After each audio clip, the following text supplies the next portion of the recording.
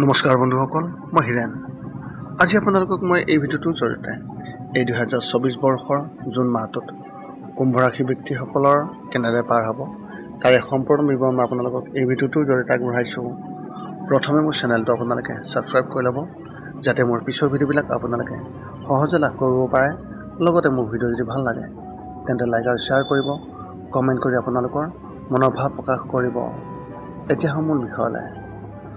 কুম্ভ ৰাশি ব্যক্তিসকলৰ এই জুন মাহটোত তেওঁলোকৰ পাৰিবাৰিক জীৱনৰ ক্ষেত্ৰত এনেধৰণৰ।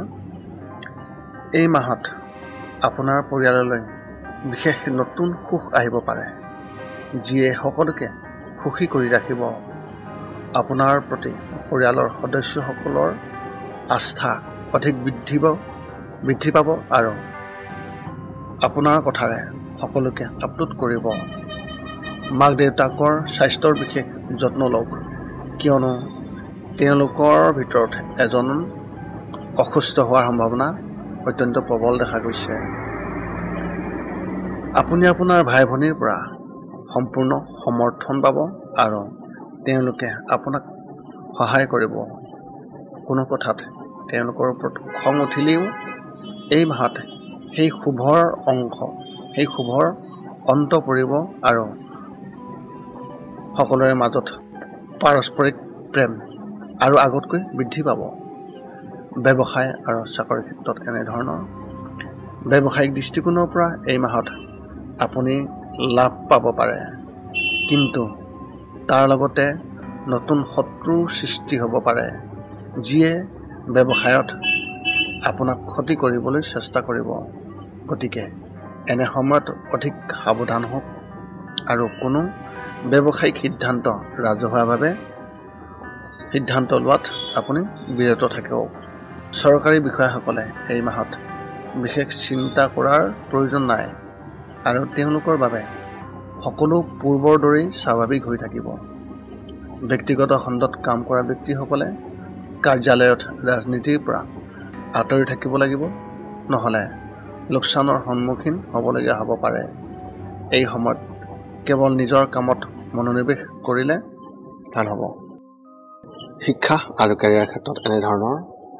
উচ্চ শিক্ষা গ্ৰহণ কৰি থকা ছাত্ৰ ছাত্ৰীসকলৰ ক্ষেত্ৰত তেওঁলোকে কোনো বিষয়ত পিতৃৰ লগত মতানৈক্য হ'ব পাৰে, কিন্তু এনে সময়ত তেওঁলোকৰ কথা ভালদৰে শুনক, কাৰণ ভৱিষ্যতে আপোনাৰ বাবে ই অতি সহায়ক হ'ব।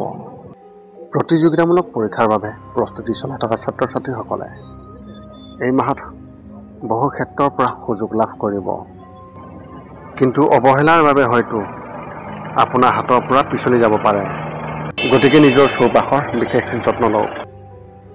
প্ৰেমৰ ক্ষেত্ৰত এনেধৰণৰ।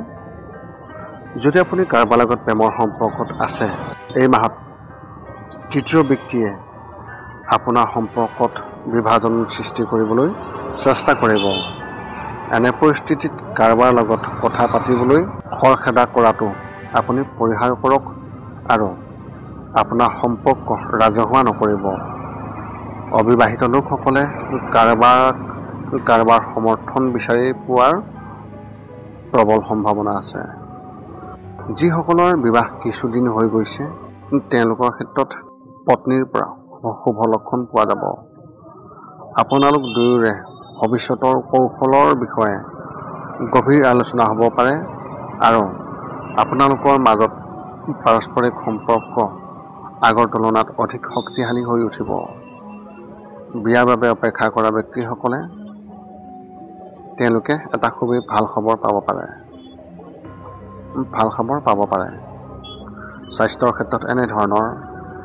এই মাহত আপোনাৰ লগত কিবা অশুভ ঘটনা ঘটিব পাৰে। ইয়াৰ মূল কাৰণ হৈছে শনি আপোনাৰ স্বাস্থ্যৰ ওপৰত গধুৰ হৈ আছে। চিৰি আদি বগালে সাৱধান হ'ব আৰু গধুৰ বস্তু তুলি লওঁতে সাৱধান হ'ব। শনিদেৱৰ ক্ৰোধ হ্ৰাস কৰিবলৈ শনিবাৰে তিল দান কৰক। মানসিক সমস্যা নাথাকিব, কিন্তু মাহৰ মাজভাগত টোপনিৰ অভাৱৰ সমস্যা হ'ব পাৰে, যাৰ বাবেও কিছু সময়ৰ বাবে মানসিক চাপৰ সৃষ্টি হ'ব। ইয়াৰ পৰা মুক্তি পাবলৈ শুই উঠাৰ আগতে ধ্যান কৰাৰ অভ্যাস গঢ়ি তুলিলে অতি ভাল হ'ব। আপোনাৰ এই মাহত শুভ সংখ্যা হিচাপে 3 আৰু শুভ ৰং হিচাপে আপুনি এই মাহত মেৰুণ ৰং ব্যৱহাৰ কৰিব পাৰে। এয়া আছিলে এই 2024 বৰ্ষৰ জুন মাহটোত কুম্ভ ৰাশিৰ ব্যক্তিসকলৰ সম্পূৰ্ণ ফলাফল। পুনৰ লগ পাম অন্য এটা ভিডিঅ'ত। আজিলৈ ধন্যবাদ।